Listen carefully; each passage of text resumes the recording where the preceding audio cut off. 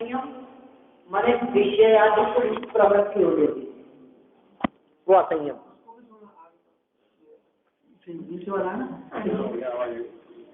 तो देखिए क्या कहते हैं आगे कि अज्ञान और असंयम से जन्म मरण आदि के दुख रूप फल प्राप्त किए। किस कारण से किए? माने जन्म मरण आदि के जो दुखों की प्राप्ति हुई है, आज तक अनादि काल से जो जन्म मरण आदि दुख प्राप्त किए हैं, उन सबके पीछे आचार्य देव कारण बतला रहे हैं अज्ञान और असंयम। अज्ञान और असंयम यही मात्र कारण है उसके पीछे। या तो अज्ञान के कारण दुख पाए हैं, असंयम के कारण दुख पाए हैं, और इन अज्ञान और असंयम में मिथ्या श्रद्धा गर्भित है। मिथ्या श्रद्धा होगी तभी अज्ञान और असंयम होगा। देखिए फिर कहते हैं यदि किसी कारण से, अब देखो एक और मार्मिक बात कह रहे हैं, किसी कारण से एक ही बार कोई कार्य उत्पन्न हुआ हो तो यह भ्रम हो सकता है कि यह कार्य किसी और कारण से उत्पन्न हुआ होगा। एक बार हमने कोई काम किया और उससे कुछ हुआ तो हम ऐसा सोच सकते हैं कि यार हो सकता है ये चीज ये खाने से नहीं हुई हो, चीज खाने की ऐसा हो गया कि हो सकता है इसकी वजह से हुआ। हाँ, तो लेकिन ये एक ही बार हुआ हो तब तो भ्रम भी हो सकता है, ठीक है ना। आपने संतरा खा लिया और ऐसा बीमारी हो गई है कि तली हुई कोई चीज खा ली तो ऐसा रोग हो गया, तो अपने को ऐसा लगता है शायद इसको खाने से हो गया हो। लेकिन यदि ये बात एक ही बार हुई हो तब तो भ्रम भी हो सकता है। लेकिन जब जब वो खाएं तब तब ऐसा हो। जब जब मैं कोई समझ लो आप कोई चीज खाता हूँ तब तब एलर्जी हो जाती है। एक बार खाया और एलर्जी हो गई तो पता नहीं है किस चीज से हुई है। अब हम तो सोच रहे हैं संतरे से हुई थी और हुई किसी और, नींबू से हुई हो और किसी चीज से हुई हो, हमने तो ऐसा सोच लिया। लेकिन बार बार में फिर हमने उसके बारे में थोड़ा गहराई से जांच करना शुरू किया और गहराई में जाकर के जांच किया तो हमें पता लगा कि अरे अरे नहीं, जब जब मैं ये इमली की खटाई खाता हूँ, जब जब मैं ये संतरा खाता हूँ, खट्टी चीज नहीं, जब और खट्टी चीजें खाने पर नहीं, इसी चीज को खाने पर ये तकलीफ होती है। कैसा शब्द दिया है यहाँ? यदि किसी कारण से एक ही बार कोई कार्य उत्पन्न हो तो यह भ्रम हो सकता है कि यह कार्य किसी और कारण से उत्पन्न हुआ होगा, ठीक है, तब तो यह भ्रम हो सकता है। परंतु संसारी जीव तो अनादि से बारंबार अज्ञान और असंयम का सेवन कर रहा है, बारंबार कर रहा है, और इन्हें जन्म मरण का दुख होता दिख रहा है, इसलिए यहाँ कोई भ्रम भी नहीं।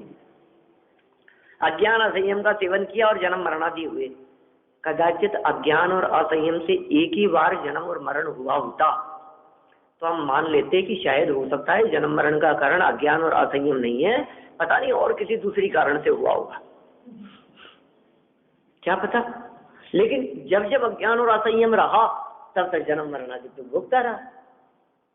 तो अनंत जन्मों में कोई जन्म ऐसा नहीं दिखाई देता जो जन्म मरण आदि के दुख उनके पीछे हमारे को अज्ञान और असंयम रूप कारण नहीं दिखाई दे, ऐसा दिखता ही नहीं है हमारे को।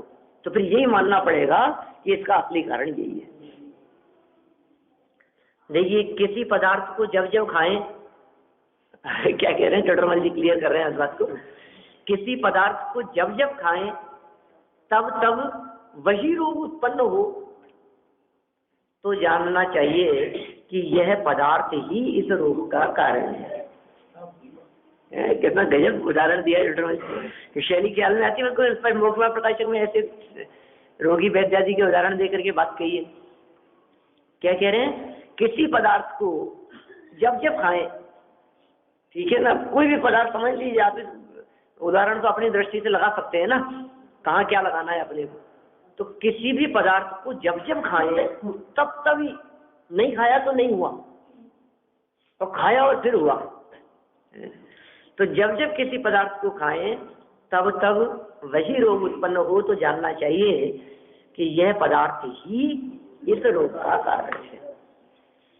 यदि किसी और को रोग हुआ हो तो भी भ्रम हो सकता है, बीमारी किसी और को हुई हो ना तो भी भ्रम हो सकता है कि पता नहीं अपन ऐसा सोच रहे हैं कि इससे ऐसा हुआ है, क्या पता उसका वो जाने। रोग के कारण के संबंध में भ्रम हो सकता है, अतः तू स्वयं ही विचार कर, और के बारे में नहीं। दूसरे के बारे में देखेंगे तो हो सकता है हमारे को भ्रम हो जाए कि पता नहीं यार, हो सकता है हम तो सोच रहे हैं इस वजह से, और हो सकता है सोने की वजह से होता हो, पता नहीं, ओढ़ने की वजह से होता हो, पता नहीं धूप नहीं आती कमरे में इस वजह से होता हो, पता नहीं धूल की वजह से होती हो या एलर्जी, पता नहीं, हो सकता है खाने की वजह से। ऐसा थोड़ी ना, एलर्जी किसी भी चीज से हो सकती है। हम तो सोच रहे हैं ये इस वजह से हुई होगी, दूसरे के बारे में तो भ्रम हो सकता है, इसलिए कह रहे हैं तो दूसरे की तरफ मत देख। एक व्यक्ति को पानी दूसरे की तरफ मत देख, दूसरे की तरफ देखने की जरूरत नहीं है। तू स्वयं ही विचार कर कि मैं कैसा परिणमन कर रहा हूं और क्या फल पा रहा हूं। वाह, विचार ही नहीं करना दूसरे के लिए, खुद का खुद को अंदाज लग जाता है कि मैं काम क्या कर रहा हूं और उसका फल मुझे क्या मिल रहा है। स्पष्ट ख्याल में आती है बात, हर समझदार व्यक्ति को ये बात बराबर ख्याल में आती है कि ये जो काम हुआ है ये किस वजह से हुआ है। मैं कैसा परिणमन कर रहा हूं और क्या फल पा रहा हूं। इसलिए यदि तुझे ये फल बुरा लगता हो, अब देखो कैसा तो परिणमन किया और कैसा फल प्राप्त किया। अब कह रहे हैं कि यदि फल नहीं अच्छा लगता हो तो ये काम मत कर। स्वयं को पता लगता है मैंने ये ऐसा किया था इसलिए मुझे ये फल मिला। अब कह रहे हैं कि ये जो फल मिला ये तुझे पसंद आता है या नहीं आता है, ये देख पहले। हम जो कह रहे हो यदि ये जो फल है ये फल तुझे पसंद आता है तब तो वो जो काम किया था वो करता रहे। फिर टोडरमल जी कह रहे हैं कि यदि ये फल अच्छा नहीं लगा तो इसका मतलब जिसके फल में ये हुआ था उसको मिटाना पड़ेगा, फल के प्रति घृणा करने से काम नहीं चलेगा। जो रिजल्ट हमारे को मिला है, जो फल हमारे को मिला है, जिससे हम परेशान हो रहे हैं, उससे घृणा करने से काम नहीं चलेगा। तो फिर क्या करना पड़ेगा कि उससे तो दृष्टि हटा और जिस कारण से हुआ है उस कारण पर दृष्टि दे। रोग मिटाने का उपाय रोग की तरफ देखना नहीं है, और रोग मिटाने का उपाय रोग की तरफ देख देख करके रोना भी नहीं है। मैं बहुत दुखी हूं, बहुत परेशान हूं, तो रोग को मिटाने का उपाय क्या है कि रोग के कारण को जानकर यदि उस कारण का उपचार किया जाए तो रोग स्वयं मिट जाता है। तो सबसे पहले तो ये नक्की कर कि मुझे रोग हुआ है। फिर दूसरे स्टेप पर यह नक्की कर कि जो रोग हुआ है ये रोग मेरे लिए दुखकारी है। पहले नंबर पर क्या नक्की करना है कि मैं रोगी हूं, और दूसरे नंबर पर यह विचार करना है कि मैं इस रोग के कारण दुखी हूं।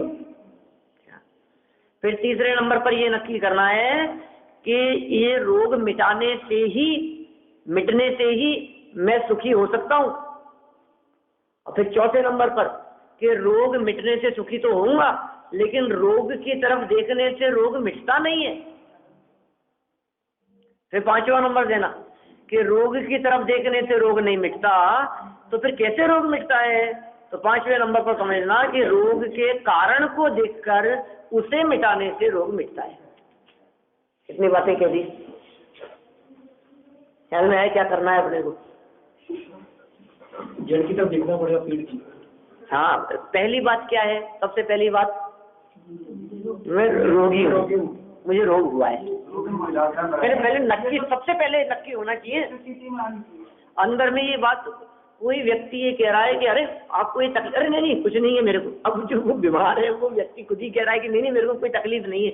अरे नहीं मानो आप, हमें लगता है ये आपके जो सिम्टम्स दिखाई दे रहे हैं बहुत बड़े। अरे कुछ नहीं है साथ चलता है।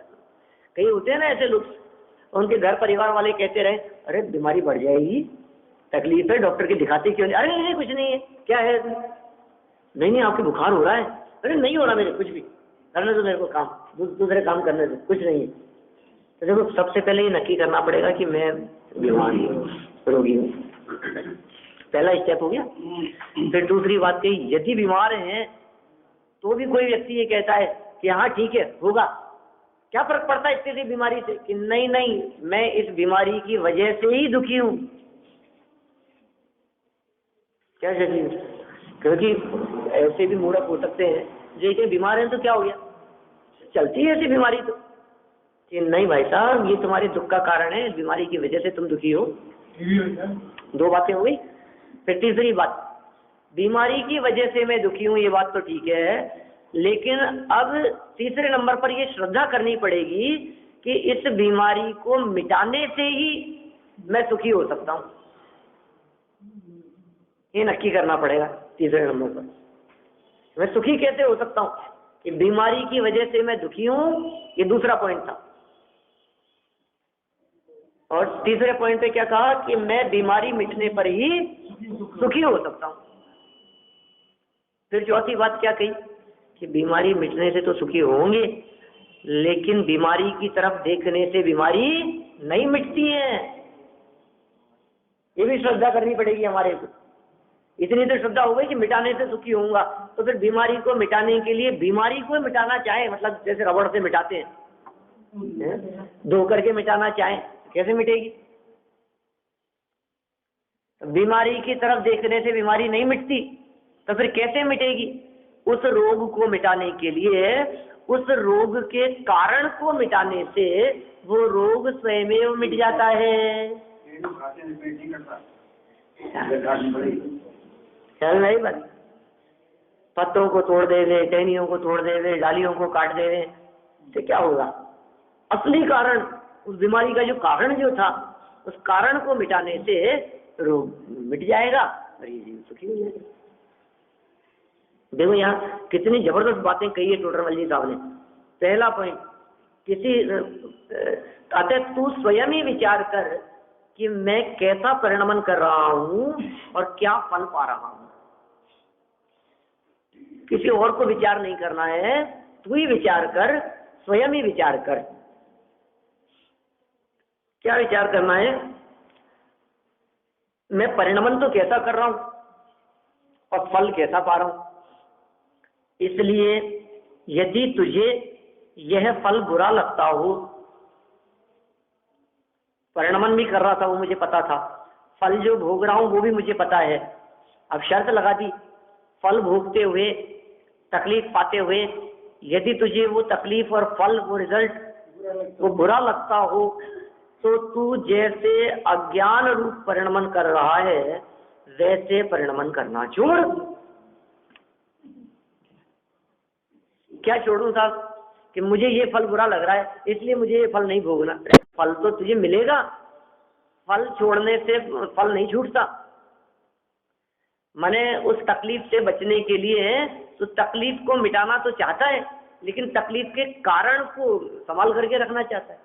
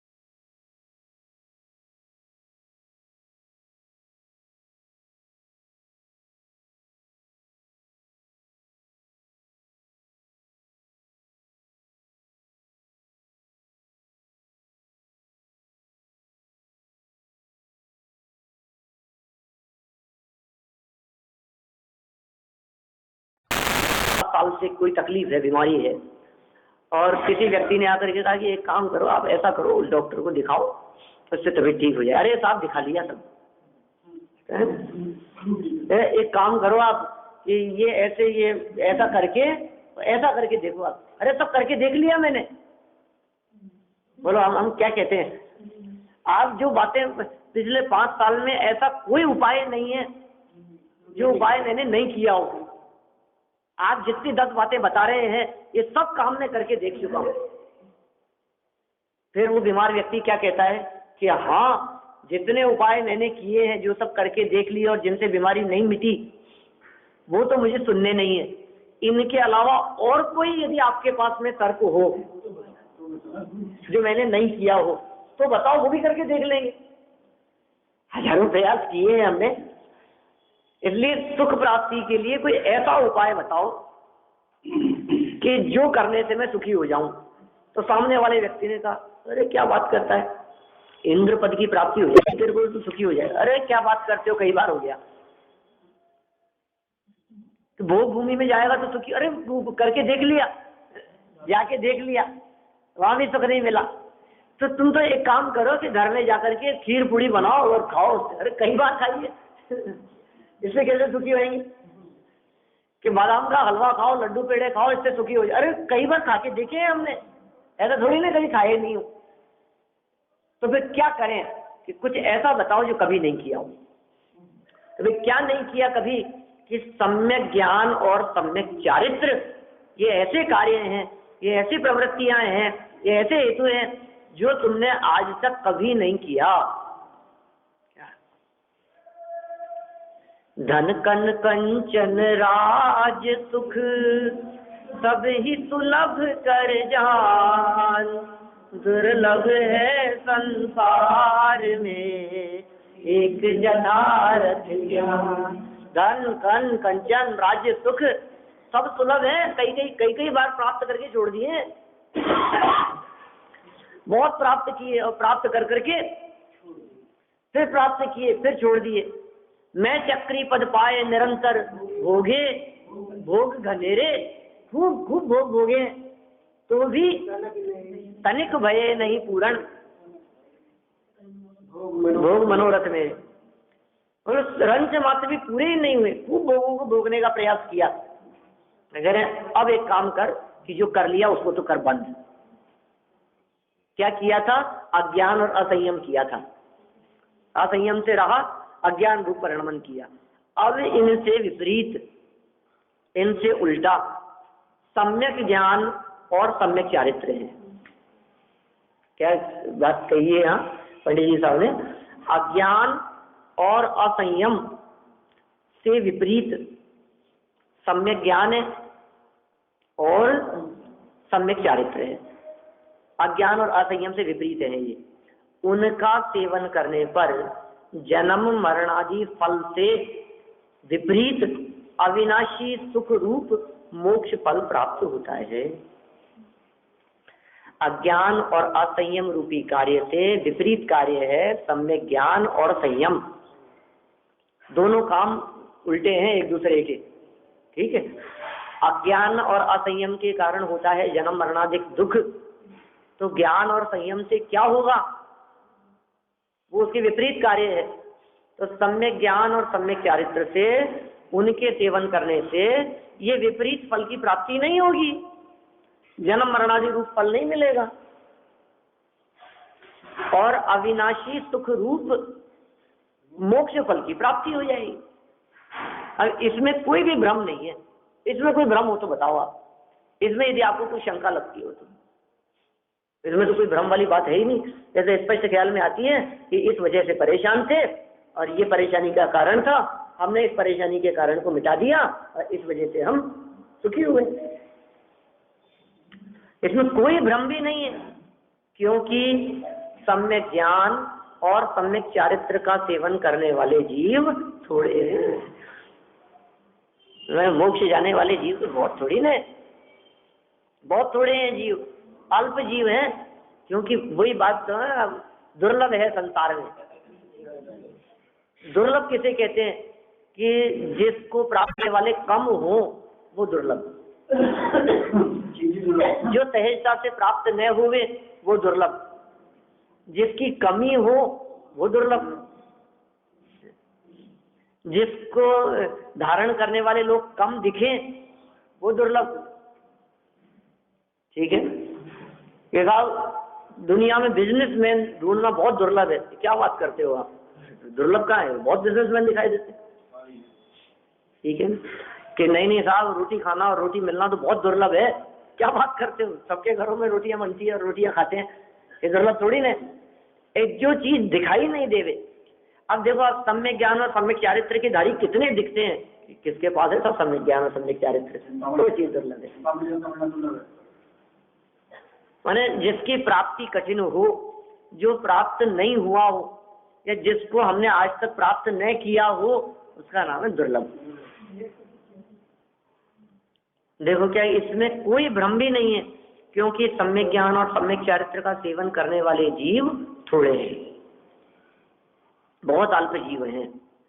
उन्हें अज्ञान असंयम जनित आकुलता मिटने से तत्काल ही कुछ सुख होता है, तथा अधिक सेवन से बहुत सुख होता दिखता है। अतः जिस प्रकार किसी औषधि के सेवन से रोग घटता हुआ भासित हो, तो जान लेना चाहिए कि इसके सेवन से रोग का संपूर्ण नाश भी हुआ। तो गजब बात कह दी है, हमें भरोसा हो जाता है हमारे को इस बात पर। कब होगा भरोसा, किस बात से भरोसा होगा और कैसे होगा भरोसा, कि हमने खूब प्रयास किए थे और नहीं हुआ काम। और बड़े बड़े डॉक्टरों को दिखा लिया, कभी कभी तो क्या होता है, प्रॉब्लम होती है थोड़ी सी और उपचार हो जाते हैं बहुत बड़े बड़े।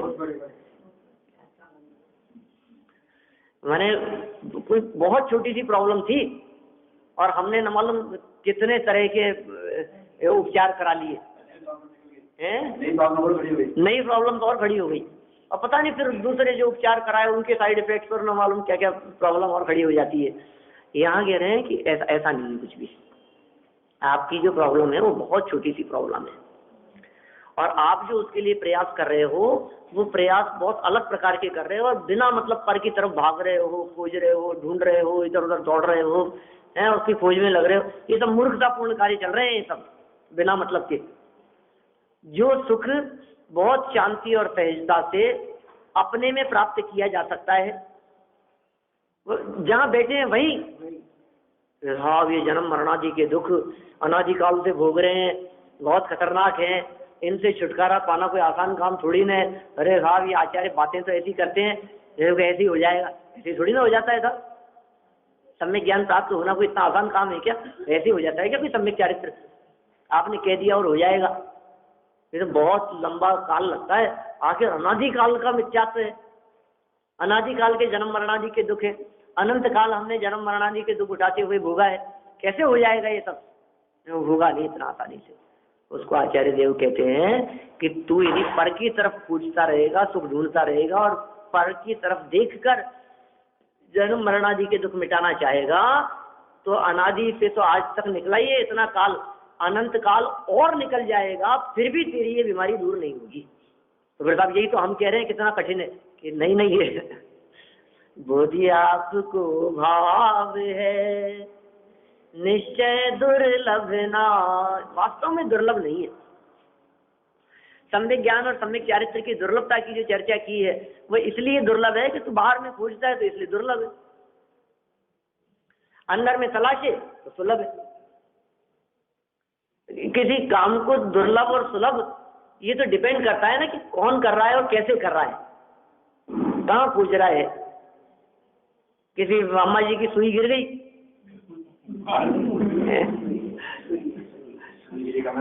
रात को और लाइट आ नहीं रही थी, और बाहर फुटपाथ पर लाइट जल रही थी। किसी ने कहा कि क्या देख रही है, ये सुई ढूंढ रही हूँ, घर में जहाँ गिरी थी वहां ढूंढ रही थी। क्या ढूंढ रही है? सुई गिर गई बेटा, मिल नहीं रही है, ढूंढ रही हूँ। अरे तो अम्मा लाइट में देख, रोशनी में देख, ऐसे अंधेरे में कैसे दिखेगी? तो सही कही उसने, वो कह करके चला गया।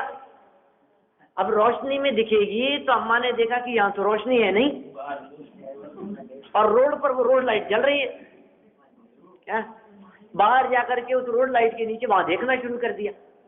क्या अब रोशनी में देख रही है, अब कितनी देर में मिलेगी बोलो?